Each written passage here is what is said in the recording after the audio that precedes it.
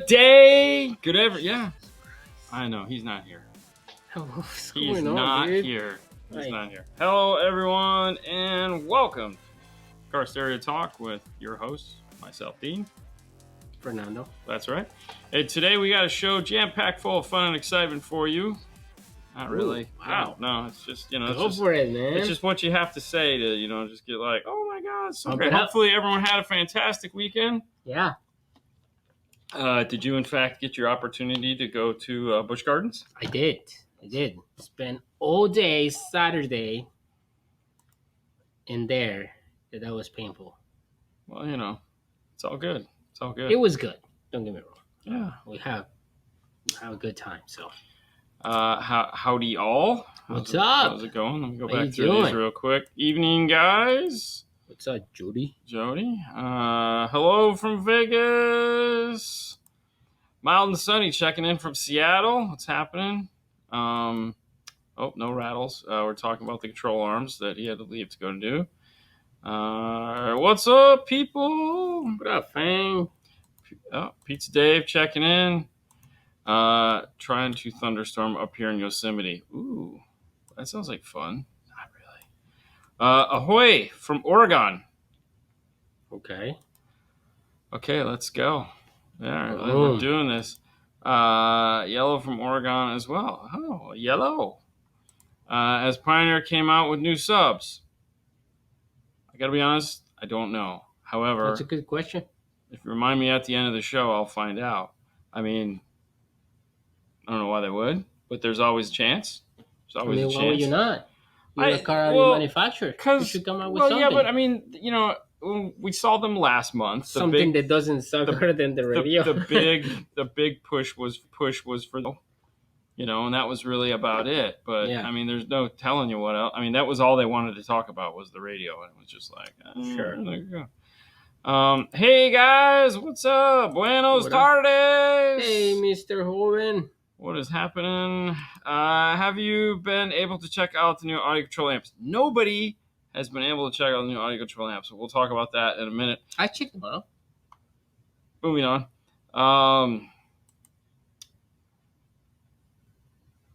Okay. Sure. Good family fun. Always. Yep. Finally, a day that is not in the 90s. Steely Dan. Driving my new, to me, 2019 Tundra and thinking about your install videos for it. I like it. I like your picture, man. What's happening? Was it Stormtroopers? Yeah. It's the Toyota and the Stormtrooper. I like it. That's cool. What is happening? It's all miles. Another Chamber of Commerce day in the Twin Cities. 81 dew point at 50 with a slight breeze. A little light breeze. Light. Yeah, slight. Hey guys, it's the show. We're gonna do some stuff. We're gonna try to make this fun. We're gonna try to do what we need to do. We do have a new sponsor that came on board last week, which will be our first sponsor when we get to that point. We did find out the show was running kind of tight because I talk too much when I'm not supposed to. So what we decided to do, especially on the Monday show where we have this big intro we do, because next we're going to talk about the 12-volt Clean Wire Club. So we're thinking we're going to see how it goes. We're thinking about adding 10 minutes to the end if needed, somewhere between 5 and 10 minutes, just so that we get to answer as many questions as we can. If there's no questions being answered, we'll just end it when we normally end it. But otherwise, we just want to make sure that we can get to as many questions as possible. And so we were thinking that hopefully that works for everybody. We just want to make sure that we don't miss something that could be fun to answer. So we give you your money's. We want to make sure you get your money's worth. Make sure you get your money's worth. Anyways, for those of you that are members of the 12-volt Clean Wire Club, for those of you that aren't members of the 12-volt Clean Wire Club, you should be. But basically what we're looking at here is the 12-volt Clean Wire Club. This is Conrad from Canada. Yeah. I know that because I saw this at Studenbacher.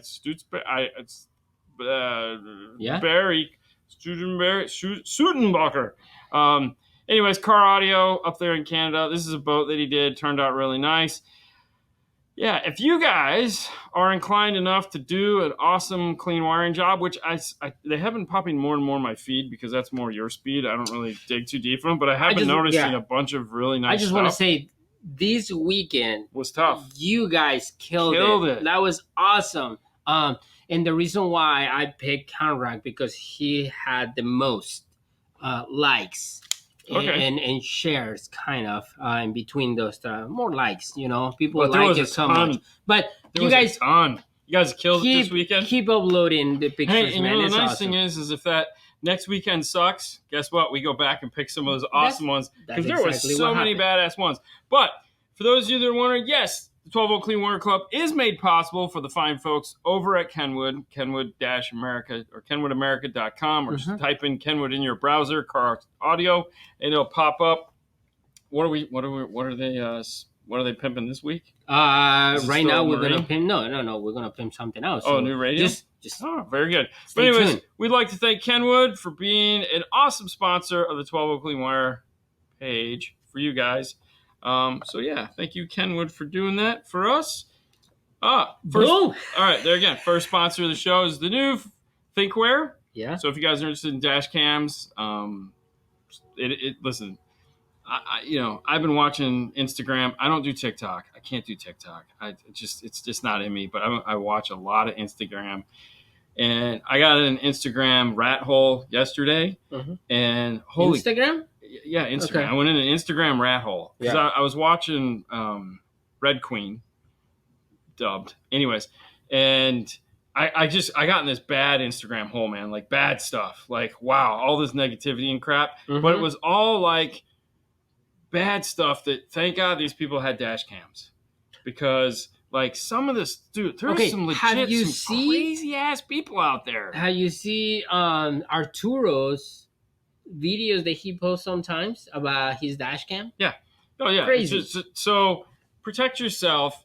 Head over to thinkwareonline.com or Thinkware. Is it thinkwareonline.com? Thinkware Store. Thinkware Store. See, it's not on there. That needs to be on there. When we change this, it needs to say Thinkware Store. You just type Thinkware. Believe me, it's gonna take you Thinkware dash cams, and it's gonna take you to the website. But anyways, check them out. We'll be doing some reviews here shortly on them. We're looking forward to it. See, this is what I'm talking about. I take too long doing these. Oh, 100%. I like talking about the cool products we get to play with, share with you guys. I know I'm terrible that way. It's all right. It's all right. So if you haven't already, please get your questions in so that we can start answering those. Hold on. I'm going to take this one before you put up. Dean, are you looking forward to the cruise this weekend? Hell yes. And so the bad news is there's another hurricane coming, right? Or tropical, whatever the hell we're calling them nowadays. I don't care. I just want to get away. Because they're fun. Away? They're just so fun. It's going to be good. So Ada is apparently still in the Sandbox Mobile Solutions. What's up, Angel? How's it going? Eduardo. It's Eduardo. Hold on. I'm going to do this one. I'm trying to understand output voltage from an EQ. Is there too much? How do you make a choice? Trying to understand output voltage from an EQ. I mean, okay.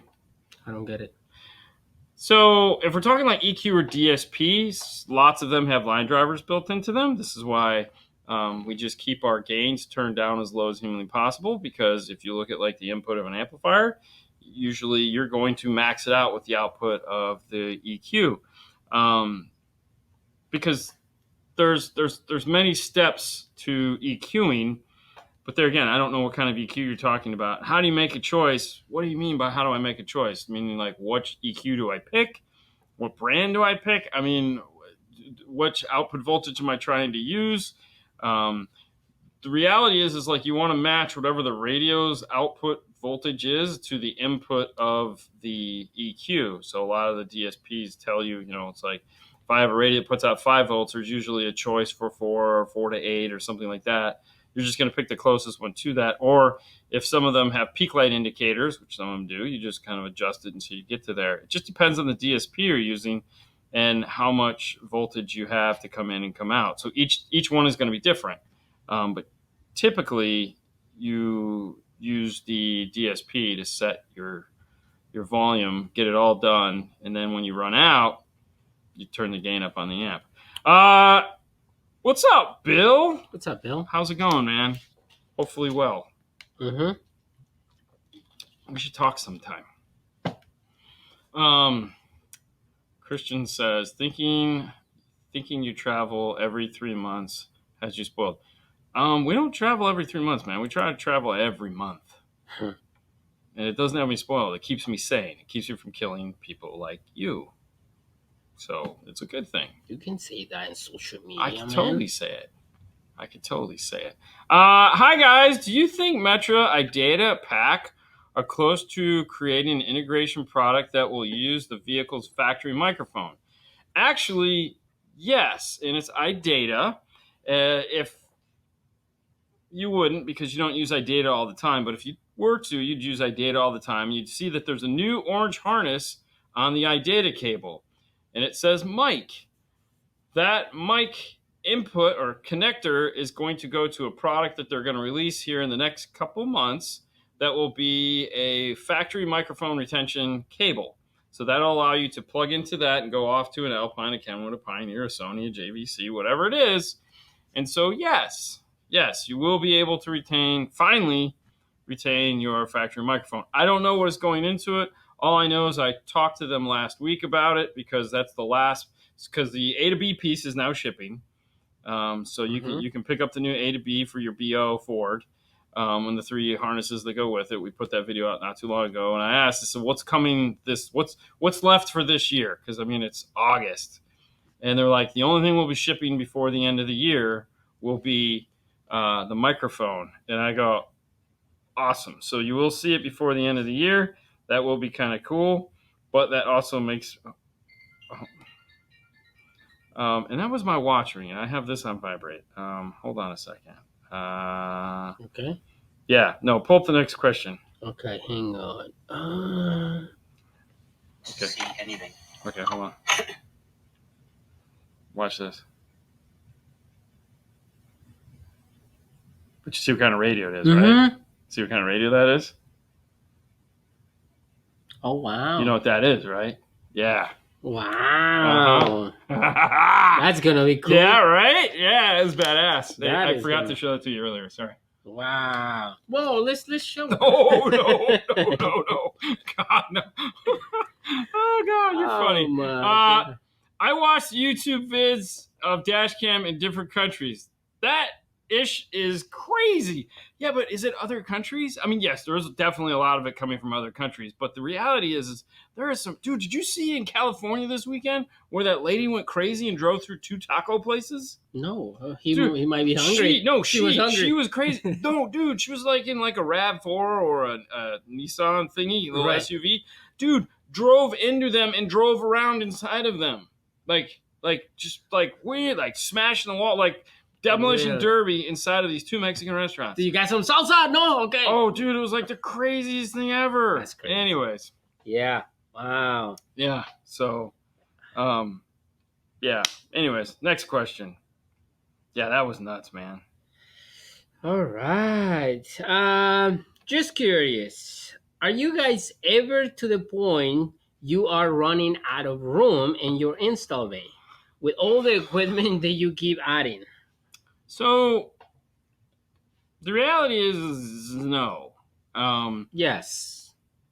Okay, so I have a policy. If something isn't being used, then we get rid of it. So dude, look at it just disconnected again. So for example, like there's been various tools that have sat on this shelf right now, and they're not there anymore. And the reason why they're not there anymore is because we didn't use them in the capacity that we were hoping for. So then we just get rid of them and we bring in tools that we want. So like, I think we've pretty much come to the conclusion that the 12-inch disc sander that's behind his ear and then the chop saw that's behind his other ear are the 2 best fit for there. So that freed up all this space, which for the show, the amplifier, you got the Morel amp, you got the audio control, 6-channel Marine amp, you got the Moscone 8-10 or 6-10 or whatever it is, 1 series. And so we try to move stuff around and make it fit the most. The other thing too is like we used to have a waiting room that was out front, mm-hmm. and that is going to get redone here this year, hopefully before this year ends. And like some of the stuff that is crowding us here is going to go up there into lockers and stuff like that. So we're just going to get rid of a lot of this, like all these things like this and all the bins over here. I hate those. I hate looking at them. So I want to move those out of here. Go ahead and shut that off for me, will you? Your drop down. Okay. I'm trying to get it. Got it. Okay. This next portion of the show is going to be brought to you by the fine folks. Oh, not that. The car stereo talk. It's okay. By the fine folks at Audio Control. That's right. I don't have a new header yet, but we've been talking about them because they have just come out with the new Altitude Series amplifiers. These bad boys right here. We have a 6-channel, a 4-channel, a 5-channel, and 2 mono blocks, a big 1500.1 that I know a bunch of you guys are going to be like, ooh, look at that. The question is, have we got our hands on them yet? And the answer is no. No, we haven't. They got excited on this one, guys, and they told everyone about them and put up pre-orders before they were actually ready to ship them out. And the samples didn't make it over here into Florida, so we did not get our hands on them yet. So once they do become available, we will have physical. Yeah, look at these. But right now, no. So if you're interested, there is a pre-order available for you now. If you head to audiocontrol.com or reach out to your Audio Control authorized retailer. I don't know when they're supposed to come. I'm assuming it's very soon. So, but yes, the new Altitude Series amplifiers, it's all the talk of the town.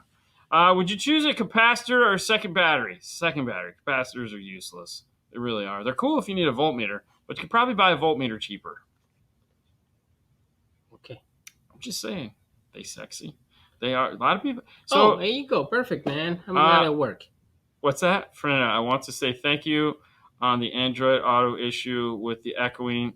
I went in, turned down source down 2 clicks, no more echo. Man, you're the best. You're Mr. Android Auto. Oh man, I just found out in my car. I was the same thing. I'm like, what's going on with this echoing? I mean, and then I went and turned it. I'm like, okay, that makes sense. You're so good.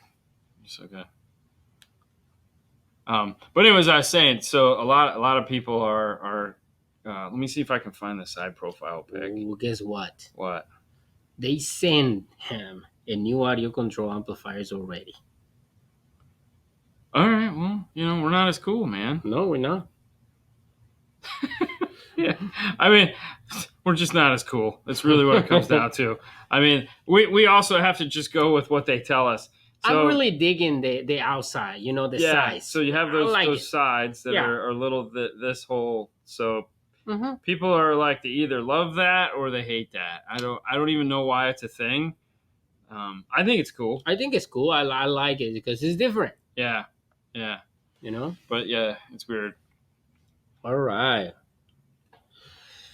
What's up, guys? I just ordered the new Powerbass PBX 2000 watt amplifier. Just wondering if y'all have seen or heard good things about them. The reality is Powerbass is one of those weird companies that no one gives any credit. I'm a big fan of Powerbass. Like, I would love for them to, like, we have their new DSP, their new 8-to-8 DSP that hopefully we'll get a chance to look at here really soon. Definitely before SEMA. We have their new Bluetooth speaker. We sell their integration series speakers. I'm a big fan. Last year at SEMA, or the year before at SEMA, Andrew Evans had built that Powerbass Tesla. That Tesla was killing it. So yeah, you're gonna be fantastic. You're gonna love it. Yep. You're gonna love it. I don't see any reason why you wouldn't. Yeah. They come out with a good product. They take pride in their work for sure. So, anyways. No, you're both Floridians. Cool in my book. I mean, we're here. It's not cool though. Not physically cool. It's quite warm. Good evening, boys. What up? You mentioned a rotary switch for triggering the preset on a Blackbird. Can you share the make, model, or when you get them? Rotary switch? It's not. What are you guys talking about with the iData? Well, we were talking with iData. Like the Yeah. What are they called? MPOs? No. Yeah. Maestro programmable outputs. Rotary switch, huh? I don't know. I'll have to think about that when I get back to you. We need to do something with that, like some kind of a video or talk or whatnot. So I'll add that to the list for sure, and we'll get more information on that. Hold on, wait. Oh, what? Okay, there's Brad. So Brad says DigiKey, search rotary switch. Okay, there you go. So it works. We'll get more on that, and we'll give you dedicated parts so that you're just like, yes. Just search. Yeah, but no, DigiKey is basically the home for all things like plugs and parts and resistors and everything you could possibly. If you're a nerd, that's where you find. If you want to build stuff, that's where you can find some parts. But yeah, they have all kinds of switches and stuff. I'm sure Amazon would probably have one too, but we'll dig deeper into that. I didn't realize that was such a hot button topic. But now that we know, because it seems to be like we've talked about some version of this every week now for like the last 3 weeks. So it's definitely going to get moved up to the top as far as how to deal with this. So stay tuned. We'll find out more. Okay. And then somebody said DigiKey or Mauser Electronics. Okay, today I had a semi crossover towards me to the yellow. I was like, wait a minute, semi crossover. I was like, what is he talking about? Now he's actually talking to the yellow line on my side of the double yellow section of the road. I scooted the car over to get more space between us. Yeah, dash cams. Thinkware store. Yeah. Thinkware.com. Thinkware dash cams. Anyways, are the Morel Integra series speakers DSP friendly? Any coax? Really? Yes. Yeah, every speaker is DSP friendly. That's an interesting question. I've never really thought of something being DSP friendly or not. So for those who don't know, Integra is basically Morel's fancy way of saying point source coaxial. So that's what they call their coaxials or point sources. Tweeter mounted in the middle of the mid range. But no, every speaker is DSP friendly because every speaker will benefit from DSP. Now, the real question would be is can I bi-amp them with like a multi-channel DSP, and is it friendly that way? And the answer to that would be, oh, hell yes. Like if you could take a set of coaxials and run 4 channels of power to them with control, that's definitely like, we'd love doing that in the Broncos. Put a 4-inch coaxial on top of the dash, and we just run 4 channels of power to them. So we'll either do like an Arc Audio Blackbird or a Helix, and yeah, it's fantastic. It gives us all the control we need to make that little 4-inch sing, baby, sing. Okay. Will Morel Piccolos sound okay if I have 85 watt for them, even though they have a lot higher wattage rating? They are 6 ohm. So, okay. That was a stall tactic, by the way. If you guys, those thinking words, so and okay and those are thinking words because we're trying to figure out how to phrase this so it makes the most sense. This is kind of the opposite question that you get when someone says, I bought a 1,000-watt subwoofer and I'm only going to put 500 watts on it. Am I going to blow it because I'm only putting 500 watts on it? You look at them and go, no, you're not going to blow it because you put 500 watts on it. You're going to blow it because you turn the gain of the amplifier up too high and you're clipping the shit out of it. 100% something you do not want to do with a tweeter. Is clip the tweeter. Now, a tweeter, believe it or not, really doesn't handle a lot of power, even though they say that.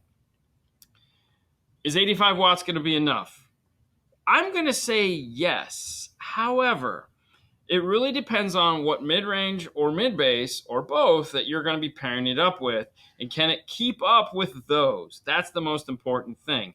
Also, your expectation of loudness. So, a lot of people, that's how they blow speakers, because they'll get in there and they expect it to be louder than it could possibly be. And that means they're going to blow it because they're trying to get more out of it. It can't do it. It can't give me any more, Captain. Okay, so that's how you blow a speaker.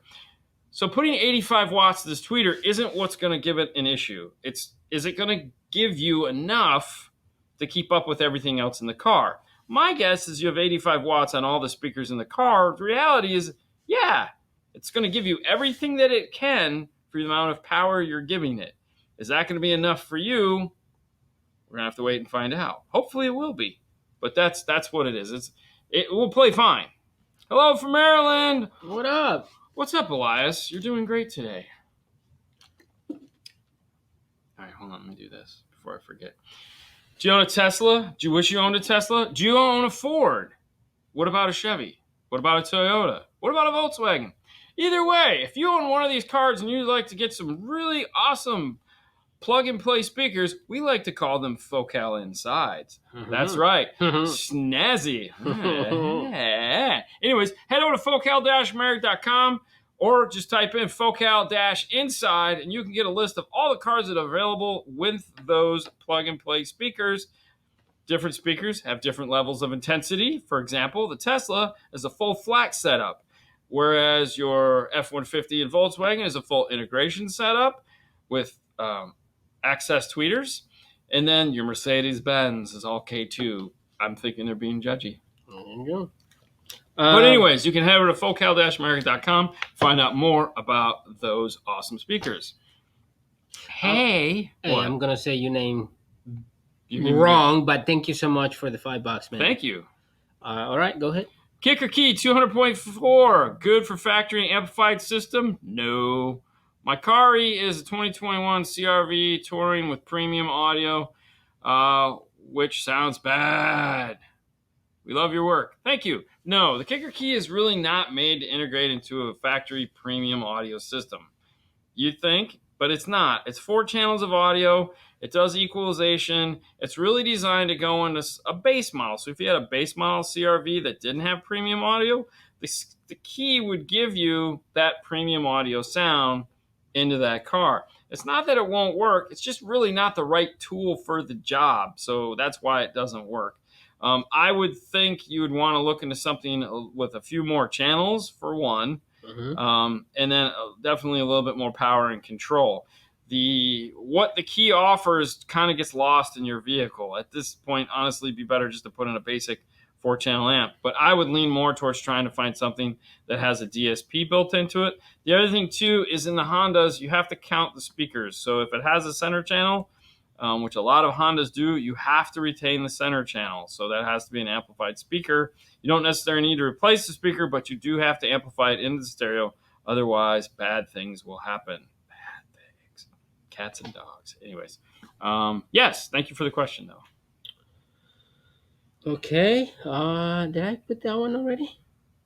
I have a great idea for Focal, but no more free ideas. Yeah. I will say this.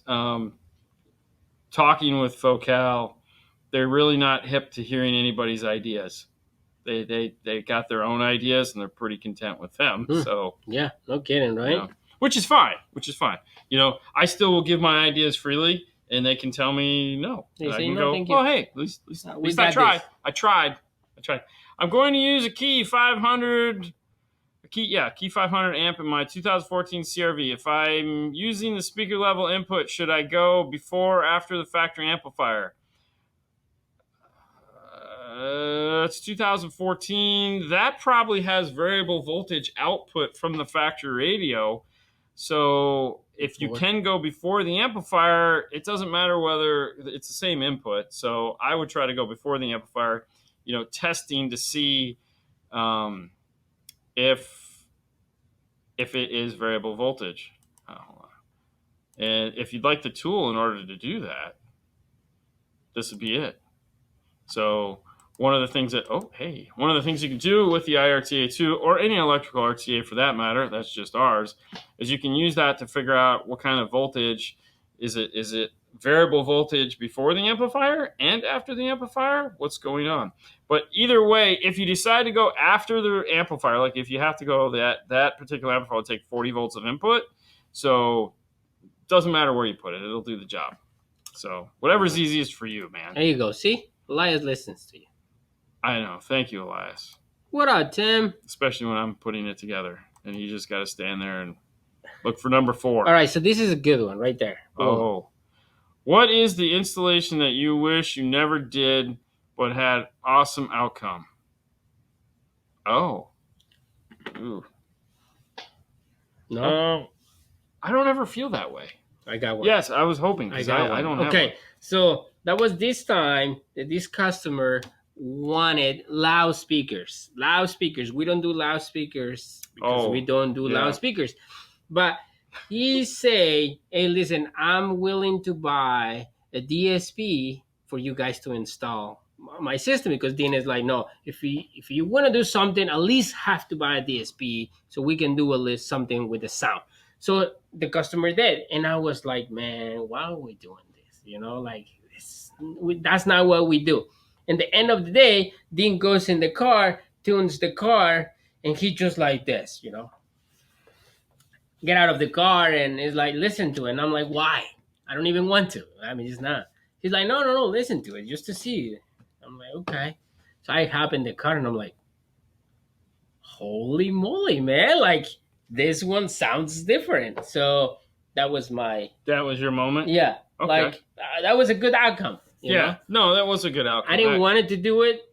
We didn't want it to do it, but in the end, ended out pretty good. So yeah, that was a fun one. It was a fun one. We bitched. You bitched the whole time. I'm a bitch. Sorry. I have a 2019 Honda Sonata with the 2.5s in the dash, non-amplified. Need a front stage speaker upgrade. Recommendations: plan on using key 200.4 tweeters versus middler. So this is a great question, because the 2.5 to me sucks. Really does. It's not that exciting.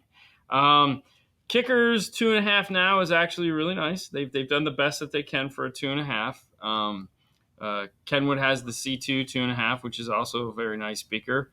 The problem with all of them is they don't really shine that top end, right? They don't. So the question I'd have for you is this: what is more important? Okay, a very precise top end, or a not so precise top end and more MIDI vocals, because that's what you end up with. So you're going to end up with some not great treble, not great tick, but good vocal.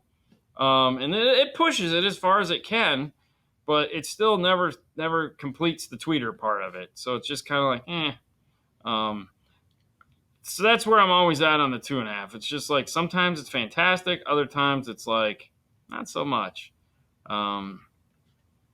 So if you really like tick, do a tweeter. Get a nice tweeter though. That's the other thing too we found, is that the nicer the tweeter you do, the better it's going to perform, because the tweeter is more apt to handle what you're going to be throwing at it. So like, if you're like, no, I'm just going to get like a $300 set, go with the 2.5.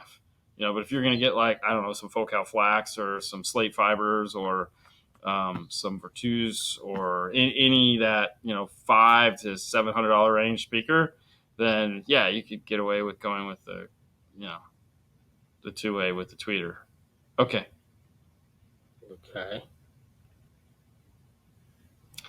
I was just seeing that. Any idea how I can hack my Honda hybrid mode speaker? The speaker outside of the car that plays when the engine is off, so that it plays the Stranger Things song. I mean, okay. So the reality is, it's a speaker, right? The problem is going to be the load. So the amplifier needs a load on it. So it would okay. Yeah, but the car is off. Well, yeah, but does he want it while he's driving? I don't know. So you'd have to build a switching system that switches to another source. So like, let's say you ran the amplifier in, you ran something that like a MP3 player that plays Stranger Things, like a Bluetooth, and then you had a module that switches between the two. But when it switches over to the MP3 thing, the amplifier gets a load put on it that's powering the factory speaker, and then you'd switch it back. It wouldn't be that easy. I don't think. That would be a hustle to do it. Like, A hassle? Yes, it would totally be a hassle. Yes, while driving. Yeah. Exactly. So honestly, I would just go buy one of those old school PA systems, hey, go, and just be like, play it that way. Or just take any random ass speaker connected to a small amplifier with an MP3 player connected to it. Dude, just buy a JBL soundbar, put it under the car, and done. Yeah, okay.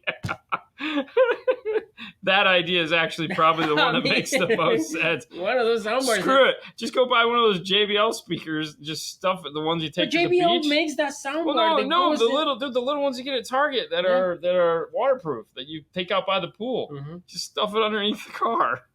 I mean, raspberry and an amp. Yeah, relay. Yeah. I mean, yes. I don't know. What's up? What up, Scott? I want to do a 3-way active Utopia M and all 4 doors in my 2021 F350. Would you recommend me using an 8 to 12 aerospace? Nice. Yeah, 3. So 6, 7, 8. Yeah, why not? Go for it. I mean, you're gonna need a 12-channel DSP, so. Right. Yeah. I mean, yes, I would recommend the aerospace. It's fantastic. I mean, yes, go with the aerospace for sure. Yeah, I guess. Because you're gonna change it. Yeah, I'm gonna throw up the Moto 720 because for those of you guys that don't know Sturgis, this is our tip in our hat. Sturgis just ended South Dakota, which is the biggest biker rally in the nation. Hopefully there was a bunch of Moto 720s out there in the Harley Davidsons looking all sexy and clean. If you'd like to know more about making your bike sexy and clean, head over to arcaudio.com and check out the Moto line of products. They have speakers as well. A lot of people don't know that. They make some loud speakers. Something like that underneath your car would be pretty impressive. But anyways, check out the Moto line and the Moto 720. If you'd like to know more about it, we did do an amp dyno video as well as an unboxing. You can check out here on YouTube. I'm still waiting for self-tuning 5-star EQ 8-channel DSP. I can tell you right now, it won't be anything self-tuning. But you know what? I'm just not. This is what you can get right now. An RTA, they can allow you to see the frequency response. It's better. It's still not going to tune the car for them or tune their DSP because it's electrical. So yeah. But that and an EQ and some basic EQ or DSP app or RTA app on your iPad and you're rocking and rolling. I should see if the mini I think it does. I should see if the mini DSP mic that I had to buy works on the iPad. Mm-hmm. Yeah, I should do that. 2017 Kia Forte. I put a new double DIN Kenwood, the OEM Kia antenna plug right in. No adapter needed, but it sounds 10 times worse. Mostly static. How any fixed? Love the show. Okay, so I got like something on my glasses. All right, so here's the thing. It might have plugged right in, and that might be exactly what it needs. However, somewhere in the harness, there is going to be an amplified antenna turn on because I'm pretty sure your car doesn't have a big 12 or 24-inch antenna on it. So somewhere there's an amplified antenna turn on. Usually in the harness, it's a blue wire. Now, in a 2017 Kia Forte, it might not be where it's supposed to be because there was a time and a place where Kia harnesses were keyed wrong. So what I would do in this situation, if it were me and we had this here in the Bay and we ran into this problem, is we would immediately just pull the Kenwood out. We'd plug the Kia Forte radio back in and we would start probing. We'd look at our harness that we got, okay, and we would check and see, is there a blue wire coming out of it? Where's it at? And we'd put it into the back of the radio and see where that blue wire was coming out, see if it's actually putting out 12 volts in that spot. If it's not, then we're going to start looking at holes that aren't pinned on our aftermarket plug and figure out where is that supposed to be. Because somewhere there's supposed to be a 12-volt output coming out of that radio that turns on the amplifier that's buried in the car. So if you didn't hook up the blue wire, then it's simple. Hook up the blue wire. If you did hook up the blue wire, it's probably not pinned right. Now, you could also try like forums and stuff like that, but the easier move is digital multimeter and just put the radio back in. You probably figure it out in about 10 minutes, and life would be great. Hi, I have a We already read this one. This one? Really? Yeah, you already gave me that one. Hook up the blue wire. Yeah, there again, some of those are pinned wrong. Parts Express has Morel giveaway going on for home drivers valued at $800. I know, I saw that, Mike. Really? Yeah, because Morel has some really nice home drivers. I know. I have a home stereo filled with Morel. And you can use those in cars too, guys. I mean, believe it or not, when Morel first came out, it was the same speakers. We just put those in from like back in the 90s when we were putting Morel in. It was just the home audio speakers we were putting in cars. I mean, pretty much everyone started out that way. Is there any other size speakers for front stage than 5 1/4 and 6 1/2? 8 and 6x9. 9 inch. Yeah, Morel makes a 9-inch. But no, there's 5x7, 6x8, which suck. 5 1/4, 6 1/2, 6x9, and an 8-inch. I think the 6 1/2 and the 6x9s are. Oh, and Kenwood has a 7-inch.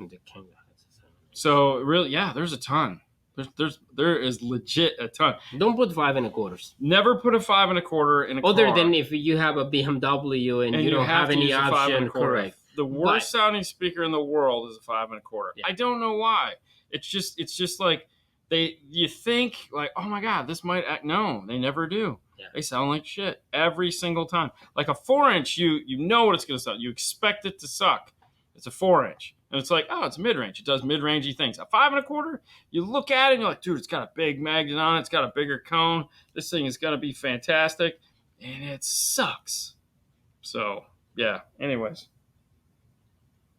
All right. All right. Are you okay? No, I got like something in the corner of my eye. Oh. Okay, let's try that. Does changing speakers on an Ford F-350 with the BO system to the audio control BMW speakers improve the volume without doing anything else? I'm going to go with no, but that's not really the answer. So, when you're dealing with a premium audio system, believe it or not, whether you like it or not, there's a ton of equalization that is done in the system to make those speakers suck as bad as they do, okay? Just by putting in a new speaker isn't going to change that. What it could possibly do is make the car sound even worse because it's EQ'd for this other speaker. And so you're taking that one out, you're putting in something else in the hopes that it's going to perform properly. Well, it's not. Those speakers aren't even close to one another. So there could be a boost or a cut in a range that those speakers perform well at that is no longer there, or is obscenely louder but sounds raspy. So just swapping out speakers like you used to be able to do back in the day, it usually doesn't end well at all. So plus the other thing too is like in a Ford, that front door speaker, that's a subwoofer. It's definitely a subwoofer. It plays deep bass. Most aftermarket speakers can't keep up with that, even though you think, oh, it's a 6 1/2. Yeah, or it's a 6x9, and I could just put it. No, it won't. It just doesn't sound good. So, especially now, if you had a base model Ford F-150 or F-350, a base model that didn't have the BO system, I'd say yes, go for it. You're gonna like it. This one, not so much. I don't know if I'd do it. Fernando, does your GS9 get terrible FM reception? Mine does. Did you ever listen to the FM? I listened to it. Really? No, I didn't have a terrible reception. Yeah. There again. So there's a couple things that cause terrible reception in a car. Like Class D amplifiers that aren't properly shielded, that are located anywhere in the back of the car next to where the factory antenna is.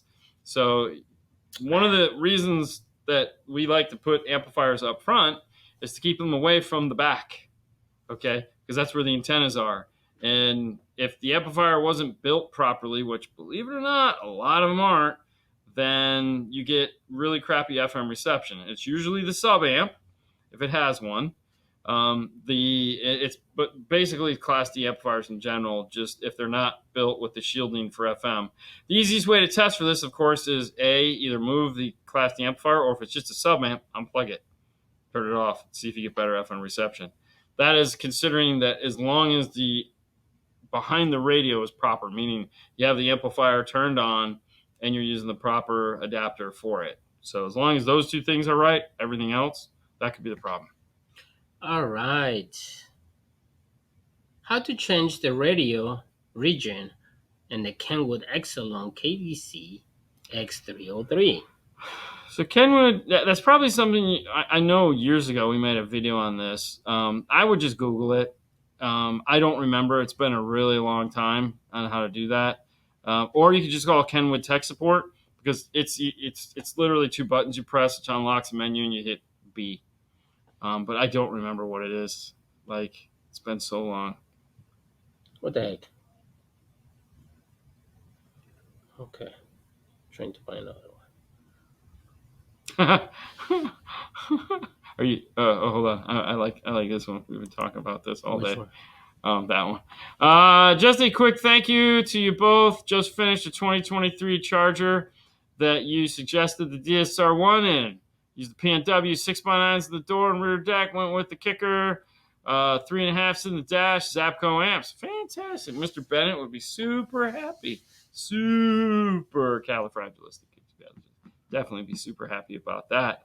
All right, I'm going to pull up this one because it seems to be a topic that we're talking about on this one.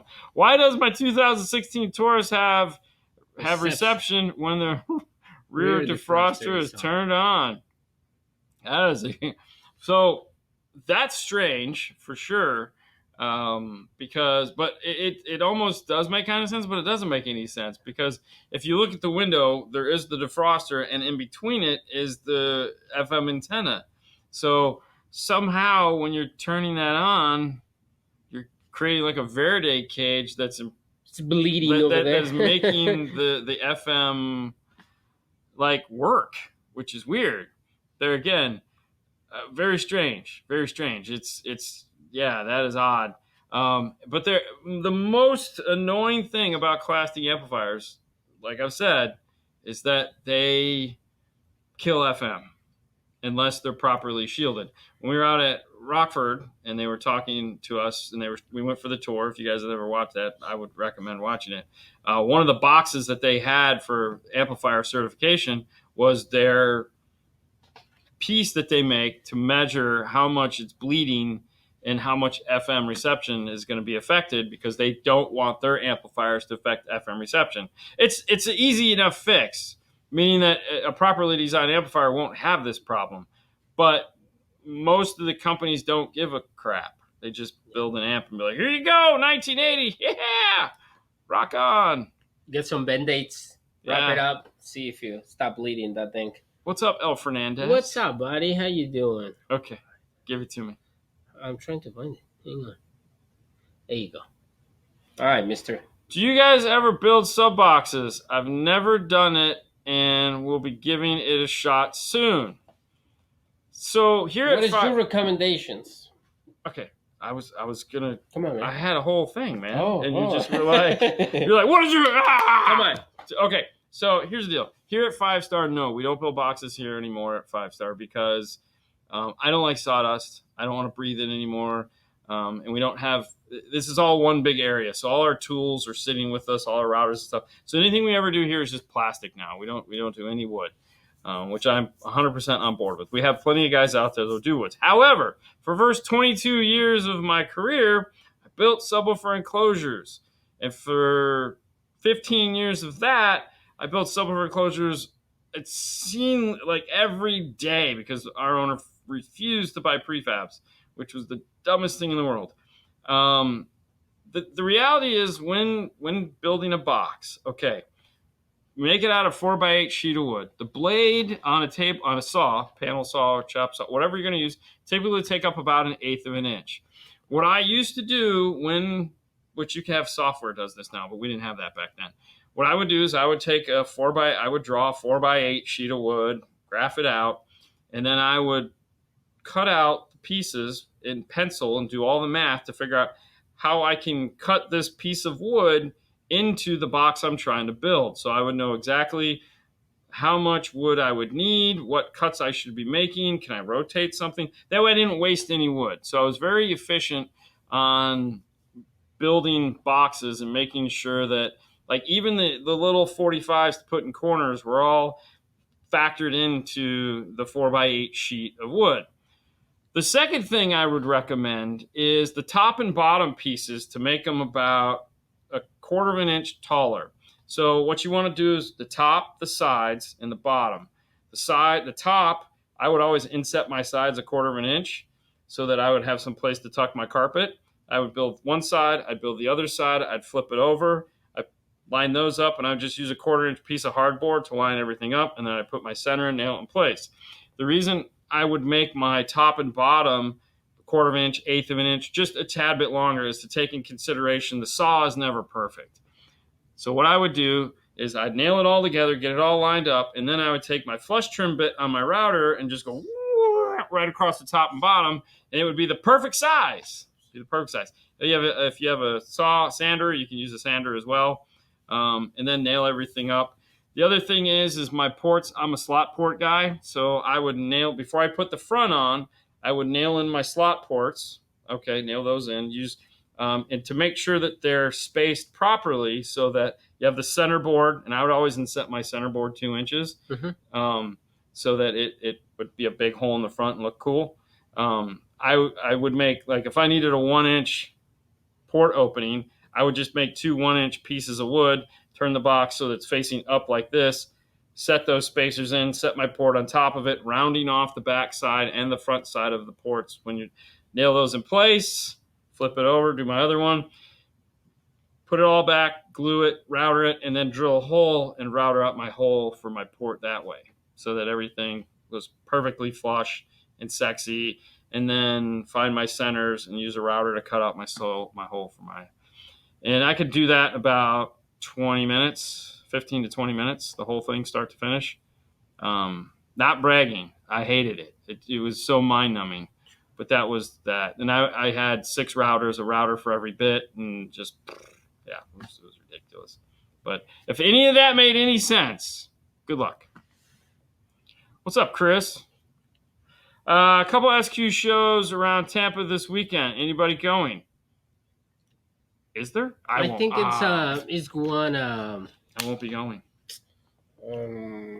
Amplify? I have plans. Danny? Oh, really? Yeah, he has one. Danny? Yeah. I was going to drive over there Saturday. I was this close to going down to Amplify. There? I was this close because I was. They have something? No. I was tooling around at Woodcrafters. So that's in Largo. I was like, I should drive down to Danny's. I was like, I should do something else. Oh, hang on. Yeah. Believe it or not, the kickers sound better to me than the BMWs. Like they were overpowered. Perfect. No, and there again, perfectly it's fine. A possibility because remember the PMWs are a 2-ohm speaker, the kicker is not. So not all amplifiers work that well at 2 ohms, and especially you're going to hear that in a 3.5 because that tweeter is right there with that metal tweeter. So yeah, it could have been giving you that sound. Might not have worked really well for what you were doing. Ooh, Mr. Markland, what's up, man? What's up? The other thing too is, hey, I understand. That's the great thing about having taste. Not everyone's taste is the same. We can only make recommendations and hope for the best. So speaking of taste, we got the time, so I'm going to throw it up there. Oh, yeah, I have taste. My taste is Moscone. I like Moscone. It's sexy. Every time I think, I would like, the cologne commercials, Virage, Moscone. That to me. Mercedes. Moscone. Yeah, it would make a great cologne name. And then we should have like Herman doing so all that awesome. stuff. That would be great.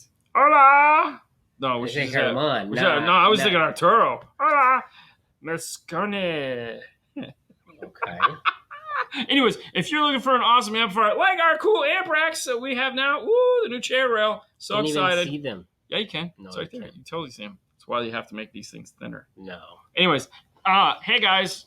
Head over to Moscone-America.com, pick it just up, or check out some of the awesome stuff. 8 to 12 aerospace.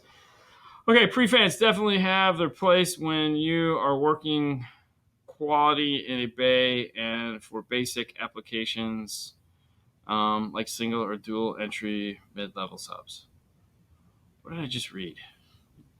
For the prefab boxes? Oh, prefabs. He has fans. That's why I was like, wait, what? I mean, hey, listen, the thing is now a prefab box from certain manufacturers. Okay, so MTI is a prefab box manufacturer. Sounds Good is a prefab box manufacturer. They know how to build boxes better than I do. So I don't buy into, if we're talking like the mass produced 12-inch gray carpet $50 prefab box, yes. No.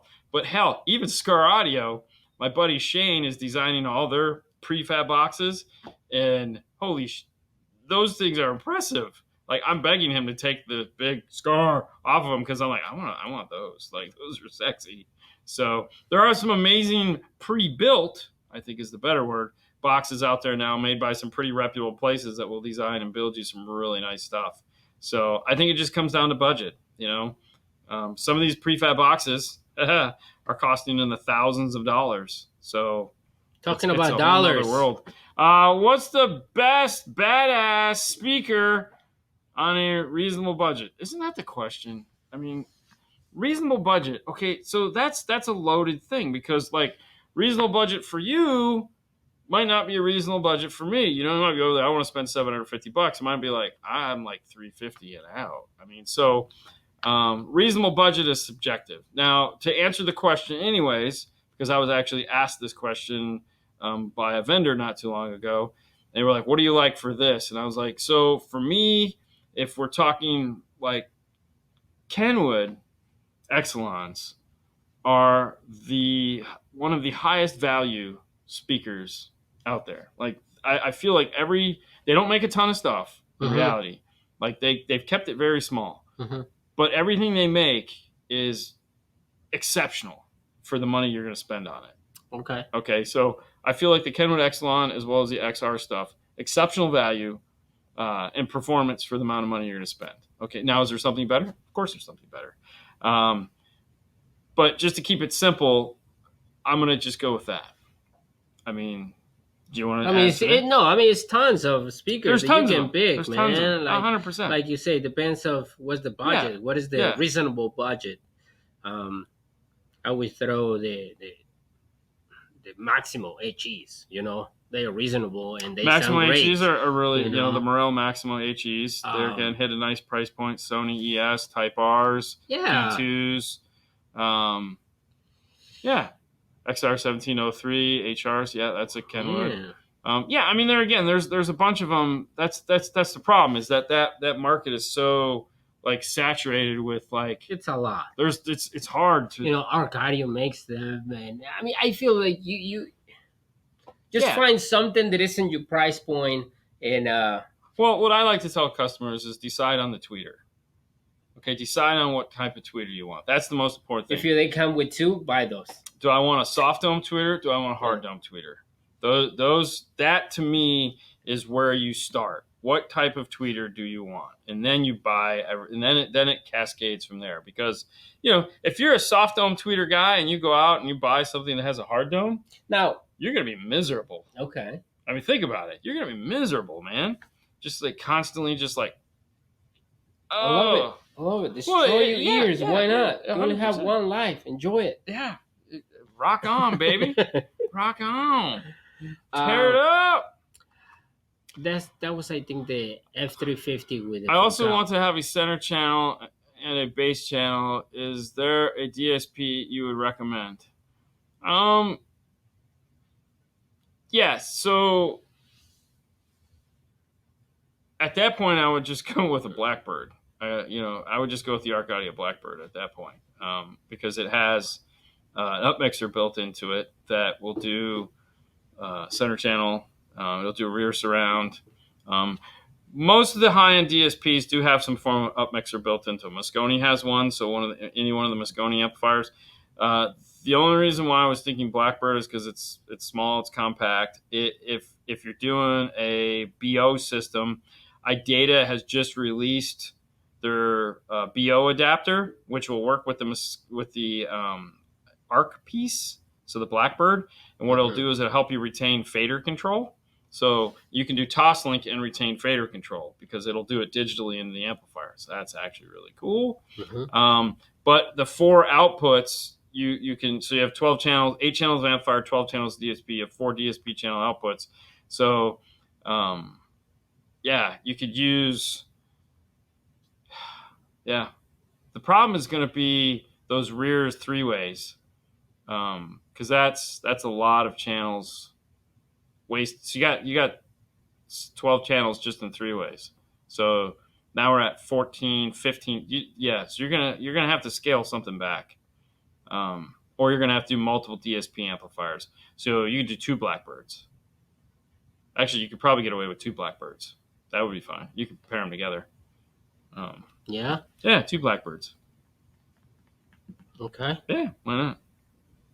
Or just don't do a 3-way set in the rear. Good day, gentlemen. I'm having a very hard time deciding which DSP, Powerbass or Arc Audio.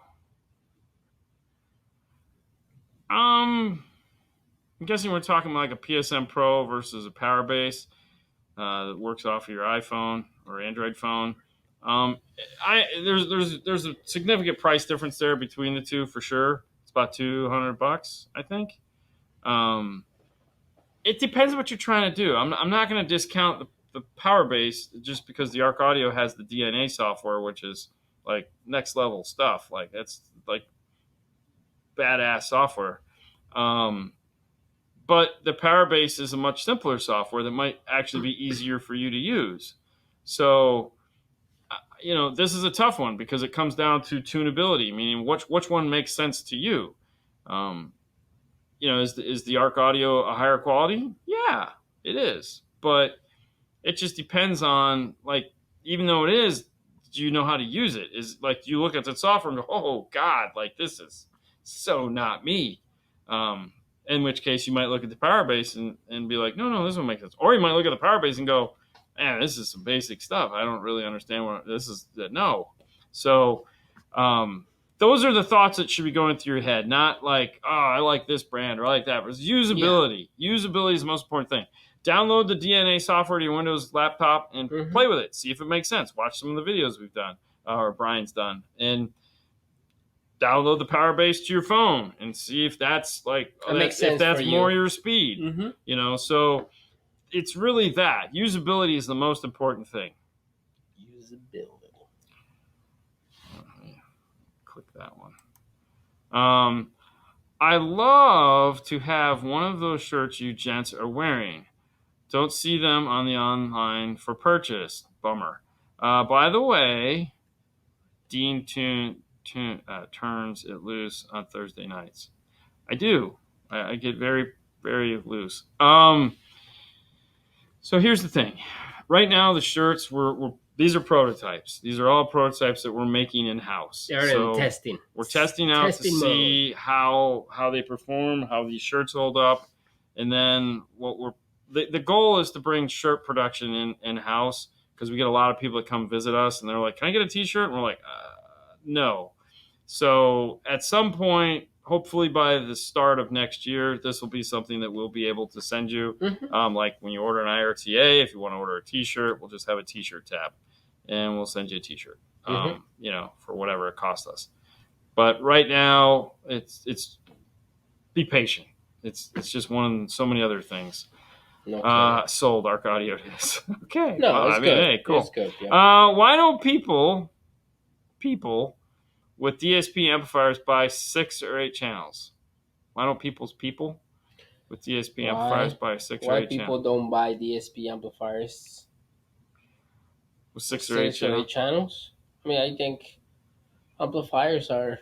Well, I mean, so like let's look at what the Blackbird, so how many Blackbird channels? is 8 channels of DSP, 8 channels of power input. With 12 channels of DSP. Yeah. The Moscone one right here is a 6 to 10. The Moscone 830 is an 8 to 12. Mm-hmm. We have Audio Control, which is a 6 to 8. Uh-huh. The Moscone makes 4 to 8. I'm sorry, 4 to 10, a 6 to 10, and an 8 to 10. Then they have the Picos, which is like a 6 to 8 or a 6 to 10. Mm-hmm. Audison has all of them. They have like a 5 to 10, a 4 to 10, a 12 to 14. Yeah. And then Helix, don't they have a 24 now?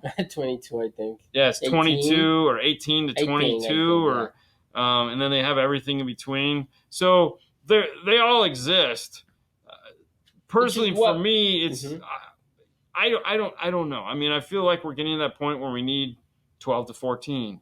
But do we really? I don't know. I mean, depends how many channels you actually want. Right, and that's just it. Like the gentleman right there. He want to add a center channel, 3 ways up front, 3 ways in the back, a subwoofer. And I would probably say so for that one, I would almost say the Helix is the better move. 18 channels. 18 channels. I mean, 100%. Might be the better move if we're just looking for one magical amplifier. The problem is that, man, I tell you right now, man, when you got that many channels to DSP, that's staggering. It's staggering. Just trying to work your way through that nonsense. That would be good if you these manufacturers, they just daisy change those DSP and then just add into the same software right there. Boom. So 2016 Frontier build, no camera, best wiring harness for double thin upgrade. So here's how this rolls out for us. The first thing we check is iData Maestro. So go to maestro.com and see if they make a harness for it. If they don't, then we go over to Pack. 2016 might just be a straight harness, meaning it might not be a smart harness. Depends if it has steering wheel controls. If it's got steering wheel controls, it's going to be a smart harness. If Pack doesn't have one, it doesn't matter at that point because no one's going to have one. But correct. But yeah, I would. We always start iData, and then Pack or Metra. And hard to tune. Yeah. What? Alpine Status HDP 90 has 14 channels of processing and 12 channels of amplification. There you go. See? Or yes, the Helix. Well, yeah, and they're out there. Yeah. Yeah. So. For sure. Yeah. 2016. Yeah, wow. You good? Yeah, that's it. We got chopped with everything. Could you go into the side there and shut off the little scrolling? Hey, guys, don't forget, if you're interested in picking up the cool IRTA 2, that's okay. Use the coupon code HOT at checkout. A bunch of you guys are taking advantages. I personally would like to thank you. Hopefully, you're going to have a lot of fun with it. If you haven't gotten it yet, don't worry. It went out today. I think it went out today. If not, it'll go out tomorrow. Because I know there's a stack of them sitting on the table when I left this morning. So thank you guys so much for doing that. We hope you love the tool. If you're not familiar with it, head over to dnftooldrawer.com where you can find links to it, videos. It is Android compatible now, which that video is not there, but I will get it there. But you can watch it on YouTube, on the channel. YouTube's. That's it. I would never want to do. I've done the 2 VXIs. I don't wish that misery on anybody. That about killed me. I'm just gonna tell you right now. I would if I'd have had a hammer by, I would have smashed that. Huh? Yeah, I would have lost my mind. But anyways, yeah, that's what we got. Thank you guys so much for tuning in. Thanks so much for watching. This is Monday. If you'd like to follow us throughout the week, head over to Instagram. And no, we will not be doing a show this Saturday, unfortunately. It'll just be Fernando, and he's like, oh, screw you guys. No habla inglés. That's why I say screw you guys.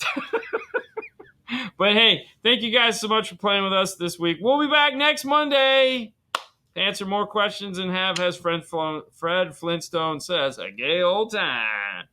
Da, da, da, da, da. See, Angel is a pro. Yeah, I've done it too. Yeah, who hasn't? I'm just saying, it wasn't fun. Wasn't Angel fun. Is like it's easy, super easy. I'll there you pass. Go. Bye, guys. All right, see you guys.